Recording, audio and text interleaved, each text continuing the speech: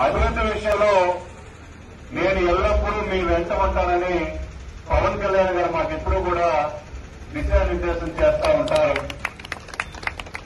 అలాగే మరి నేను ఈ సంవత్సరాల కాల ప్రయాణంలో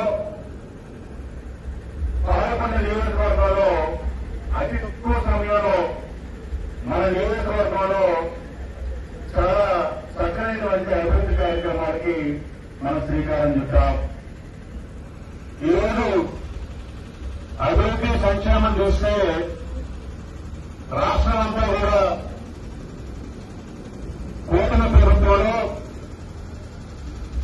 మరి వైసీపీ వాళ్ళు మన మీద ఎంత దుష్ప్రచారం చేసినా, వాళ్ళు మన మీద భూకేంద్ర కార్యక్రమం చేపట్టినా రాష్ట్రంలో మనం ఇవ్వగలిగినటువంటి సంక్షేమ అభివృద్ధి కార్యక్రమాన్ని ప్రజలకు ఇచ్చాం. వాళ్ళు గ్రామాలకు వెళ్లి మన మీద దుష్ప్రచారం చేస్తుంటే ప్రజలు వాళ్ళు చీపడుతున్నారు. మొదటి వరకు ఏం చెప్పారు? తల్లికి వందనం ఇవ్వలేదని మొన్నటి వరకు మన మీద అవాకులు చవాకులు పేరారు. మరి ఆ తల్లికి వందనం ఇచ్చాం కదా,